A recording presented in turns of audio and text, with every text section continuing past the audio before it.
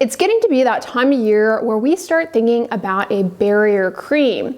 In this video, I'm going to do a deep dive into when and why you should consider a barrier cream. If you're getting into skincare for the first time, or maybe you have been here for quite a while, there's a good chance you have heard people speak about the skin barrier. There are lots of videos here on YouTube, including on my channel, about how to tell if you have an impaired skin barrier, how to heal an impaired skin barrier, best products for the skin barrier, best ingredients for the skin barrier. What the heck is the skin barrier?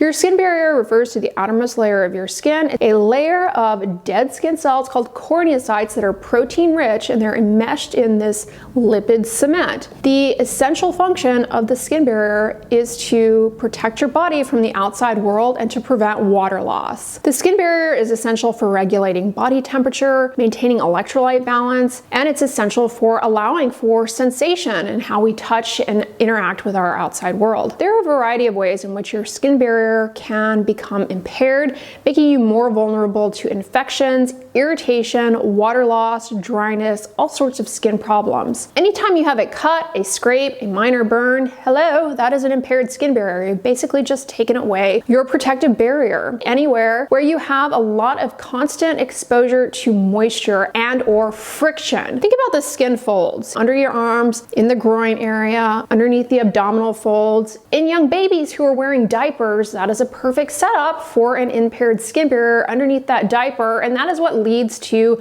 diaper rash, diaper dermatitis. You have the moisture, the friction from the diaper, plus bodily fluids really start to break down the integrity of that barrier, making baby very prone to painful, uncomfortable rashes and colonization with microbes that can lead to a skin infection. With the pandemic, you saw how wearing a face mask can compromise the integrity of the skin barrier under the mask. And for a lot of people, this caused not only acne breakouts, which commonly were referred to as maskne, but also a variety of other skin problems and secondary skin infections. Because the area under the mask, you have moisture being trapped, you have friction.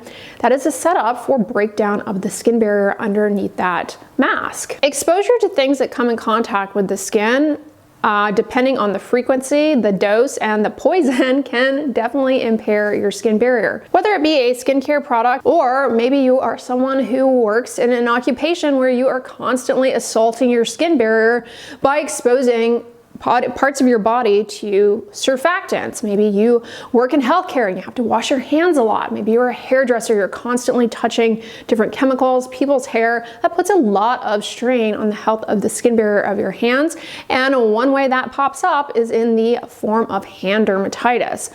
As a side note, I have a recent video all about hand eczema. And if you are dealing with this, I strongly encourage you to check out that video because I really do a deep dive into all of the potential triggers for hand eczema and hand dermatitis that can affect many people, especially in certain occupations like healthcare workers, hairdressers, chefs, food handlers. Prolonged contact with bodily fluids definitely will break down the skin barrier, whether that be saliva, sweat, environmental exposures, especially in the winter time, cold, dry, wind, and a lot of you suffer with windburn, chapped lips. UV exposure can definitely further weaken our skin barrier, especially if you have sustained a sunburn, unfortunately, and thermal burns. Some hallmark features of an impaired skin barrier reflect the fact that you have a situation where you have an increase in transepidermal water loss, meaning fluids exiting the skin, and you also have enhanced penetration of substances, irritants. This can lead to redness, dryness, heightened sensitivity to things that come in contact with the skin. It's also more prone to infections. This can be in the form of yeast infections. Say, for example, you have breakdown of the skin at the corners of the mouth. That's an impaired skin barrier. It's referred to angular cheilitis, and it's very prone to colonization by the Candida yeast that naturally live in our mouth as part of our mouth flora. With impaired barrier function, you have heightened risk for development of an allergy to things that come in contact with the skin. Contact sensitization, and what that means is basically now your immune system is a lot more aware of the things that you put on the skin, and it decides It no longer likes certain ingredients. Common allergens and products that you might put on your skin include fragrances and certain preservatives, although you can develop an allergy to anything. What the heck is a barrier cream? A barrier cream is typically formulated in such a way so as to act as a skin protectant, and there are certain ingredients here in the US that are on the FDA monograph as over-the-counter skin protectants that you will find in barrier creams. These are over-the-counter medications intended to protect the skin. The aim is almost to act as second skin in these situations to protect the skin from irritating things getting in and to protect from water loss, especially when the barrier is already impaired or when you are in a situation where you are vulnerable to barrier impairment. Barrier creams will persist on the skin surface longer than a aqueous moisturizer or lotion. Some amount of barrier cream will even remain on the skin with washing. They have a certain degree of water resistance. So on the market, you have conventional barrier creams and you have novel barrier creams. Novel barrier creams basically just have new additional ingredients that research suggests portend some additional benefit for the skin barrier. Conventional barrier creams include occlusive ingredients that are insoluble to water, and they actually function to reduce water loss from the skin as well as protect the skin from irritating things getting in. Now I'm going to show you guys as I go along these ingredients some examples of products that have these ingredients. If you want to learn more about these products, as a side note, YouTube has this new feature where any products that I show or talk about will often appear in their catalog, so you can tap on the little bag icon and it will show you those. It's not an affiliate link or anything, but I wanted to bring that to your attention. Getting back to occlusives, you have petrolatum, which is actually the gold standard occlusive, and that it is actually the ingredient that reigns supreme when it comes to reducing water loss from the skin. No other ingredient out there does it as well as petrolatum. You also have silicones like dimethicone, a skin protectant, and you have zinc oxide, which you can find typically in diaper rash creams. As a side note, I have a video all about the benefits of zinc in skincare products. You'll recall from that video that zinc in skincare products is anti-inflammatory. It's very effective in particular in the skin folds. Now, conventional barrier creams will also have other ingredients typical in moisturizers. They will have humectants, which function to hydrate the stratum corneum and improve barrier function. Examples of humectants in barrier creams include glycerin, hyaluronic acid, sorbitol, urea, seaweed derivatives, and alpha hydroxy acids like lactic acid, mandelic acid, glycolic acid. You see, your skin barrier, it has natural moisturizing factors that have hygroscopic properties, and in barrier creams, the humectants aim to mimic the hygroscopic effects that natural moisturizing factors yield. They aim to do the same thing. Pull water into that stratum corneum to help hydrate it and allow things to proceed in a more efficient manner. Moisture content in the stratum corneum as part of barrier function is key. Water content is important. It allows for the enzymes that maintain everything to function appropriately. Now, I mentioned novel barrier creams. These essentially have ingredients that more recently have been found to potentially yield benefit. For example, ceramides, found in the CeraVe Healing Ointment, one of my favorite barrier protecting products. Ceramides are part of the lipids that are essential for the function of the skin barrier, and in certain dry skin conditions and with conditions like eczema, with age, ceramide levels, they go down, and when the barrier is impaired, you need a little bit of help. And a barrier product with ceramides may help in improving your body's production of ceramides. So this all sounds well and good. Should we just be slathering ourselves in barrier cream as like a preventative measure all the time? Is there any harm that can come from using a barrier cream? Sure. With any product, you always have risks of adverse effects. The most common adverse effect from using a barrier cream, like any other product, is developing contact dermatitis to one of the ingredients. Ingredients that are common causes of contact dermatitis might be things like fragrances or certain preservatives. You also have to watch out. Lanolin is found in some skin protectants, and some people become allergic to lanolin. It's also possible to have irritation from using these barrier products unnecessarily. They can end up being irritating because they are so occlusive. It kind of ends up reducing the evaporation of sweat. That can be irritating to you, especially if you live in a hot climate. When sweat doesn't evaporate particularly efficiently, you get overheated.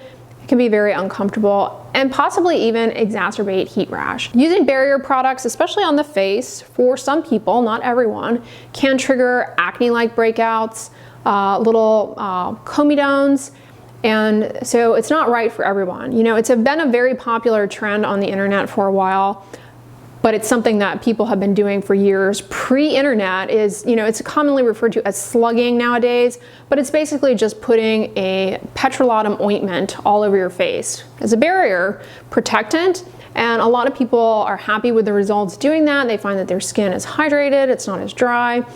But a downside of doing that, especially for people who are acne prone, is that you can possibly have these little acne-like breakouts. Another potential issue is that because they are barrier creams, right, and they help protect the skin from stuff getting in, is that, well, you may be putting something on your skin that has an active ingredient you're trying to derive benefit from. It's not going to penetrate through the layer of the barrier cream. So for that reason, you know, you may be using a barrier cream and applying treatments on top of it, and you're not getting the results from the treatment. Well, it's because it can't penetrate that barrier cream. And therefore, it should be the last step of a skincare routine if you are using it. When and where should you use barrier creams? Really where I think personally it's very difficult to go overboard unless, you know, bearing you are allergic to something in it is on your hands, especially for certain occupations, because we are constantly challenging the barrier function of our hands. We're touching things, the hands see a lot of friction, and we're washing our hands. The detergents can further, you know, get in the way of barrier recovery. And for a lot of occupations, you're touching a lot of noxious compounds that are not good for your skin barrier, and this can lead to breakdown and you end up getting hand dermatitis. And for folks who are in certain occupations that expose them to a lot of irritating chemicals and compounds, I really think reining in on barrier creams year-round for your hands, it is a great practice because it can help cut down on hand dermatitis and it can help protect the hands from those irritants getting in. Now, you also want to rein in other protective measures when you are handling these compounds. You also want to make sure you're protecting your hands with gloves. Again, check out my video on hand dermatitis because I give some very thorough tips in that video specific to the hands. Area number 2 to rein in barrier creams are in skin folds. What comes to mind for probably most people is going to be a diaper rash for a young child, diaper dermatitis. Using a zinc oxide barrier cream, it's pretty much common knowledge that that is a helpful aspect of treating, preventing, managing diaper rash for young children. Not to keep plugging my videos, but I have a video all about diaper rash. Check it out because again, I go into a lot more details in that video than I can in this one. But adults can develop similar rashes in skin folds, whether it be under the arms or under the skin folds in the groin area. It's called intertrigo. Similar concept where you have sweat and friction breaking down the barrier, making a hospitable environment for colonization with yeast. It can be very painful, very uncomfortable. Using a good old-fashioned diaper rash cream in these areas, you know, you don't have to be a baby to benefit from the skin protective effects of this. Likewise, if you are somebody who runs and you have a lot of friction under the arms, diaper rash cream in that area can help cut down on intertrigo, rashes under the arms, chafing. If you engage in any kind of sport where you have a lot of repetitive friction and motion and you get breakdown of the skin in those areas, like swimming, for example, or riding a bike, and using a barrier cream can help protect the skin a little bit from these repetitive traumas. But you can also develop breakdown of the skin anywhere where you have constant pressure. People who play the violin, for example, will frequently get breakdown of the skin. Along the jawline where they are resting up against the violin or viola, you can get breakdown of the skin in areas where your eyeglasses rest, especially if they're not fitted well. You can rein in a barrier cream if you are dealing with that. If you have atopic dermatitis and you are in the midst of a flare, a barrier cream is really helpful to help act as second skin. I mean, at baseline, people with atopic dermatitis, they have issues with the skin barrier, and when they're in the midst of a flare, they're very vulnerable to irritants getting in, further flaring the eczema. Not to mention, the urge to scratch can be quite strong in atopic dermatitis, further impairing the skin barrier through that mechanical trauma. and making you more at risk for colonization with staph bacteria. A barrier cream really can be helpful, especially just plain petrolatum, given the heightened risk that people who have atopic dermatitis, they have a heightened risk for developing allergies to things. So keeping the barrier cream with minimal ingredients, something as simple as petrolatum, it really can help out quite a bit in those areas of the skin. If you've sustained a minor cut, a scrape, a burn, plain petrolatum as a barrier cream can really help in facilitating healing and recovery of the skin and protecting it from the outside world. All you have to do is make sure the area is clean before you apply the petrolatum. Last thing you want to do is trap dirt underneath that layer of petrolatum. That's not a good thing. But otherwise, it's a great skin protectant and really helps facilitate healing. If you live somewhere with harsh, cold winter winds, then definitely rein in a barrier cream when you are having to walk outdoors to protect the skin from chapping, from windburn. The skin of the face, the lips, the nose, especially very prone. If you are wearing masks a lot and finding that the irritation from the mask is starting to cause problems for you, barrier cream. In young children around their mouth, when they're teething, especially, they start to drool. If they're using a pacifier, that pacifier creates a lot of friction around the mouth. The drool, the saliva gets trapped underneath that, causes breakdown. They can get rashes around their mouth. How do you use these? It's important to make sure that the skin is clean before you apply them because they are super occlusive, so they can trap dirt and microbes up against the skin and cause problems for you. So always make sure the skin is clean before applying. If you're using them to the face, it's going to be the last step of your skincare routine. Now, I suggest using them at nighttime if you're going to be using them on the face, because if you use them first thing in the morning and then try and put sunscreen on over them to protect your skin from the sun, it's not going to go over well. The sunscreen will not set up on top of a barrier cream. Likewise, if you put barrier cream over sunscreen, it's going to rub some of it off. So you have to be a little bit more calculating with how you use these alongside sun protection. But maybe you are going to be indoors all day, you're not going outside, but you have an area of the skin on the face that is having issues with barrier problems, or maybe you are new to starting tretinoin, you've got that dryness and peeling, barrier cream is fine to use there. You don't necessarily have to be applying it all over the face. You can use it in just localized areas where you're having most problems. And importantly, a barrier cream doesn't necessarily need to be part of everyone's daily skincare routine. People who should incorporate them or consider incorporating them into some aspect of their daily routine are those who occupationally really need to. And I'm talking people in healthcare who are washing their hands a lot, hairdressers, jewelry workers, metal workers. That's really where using a barrier cream can certainly be a more critical part of the everyday skincare routine. But for those of you out there who are otherwise healthy, looking to get into skincare, having a barrier cream is a nice thing to have on hand, almost like as an as-needed skincare product. Just to have on hand can be helpful if you are prone to irritation. But it's not something that necessarily everybody needs in their routine. And you don't have to spend big bucks. All right, so that's what you need to know about barrier creams, what they do, when they're helpful, why you might want to use one, what exactly the skin barrier is, all things barrier. Because again, we're coming in the winter months. That's when people in general are a lot more vulnerable to barrier issues because of the dryness.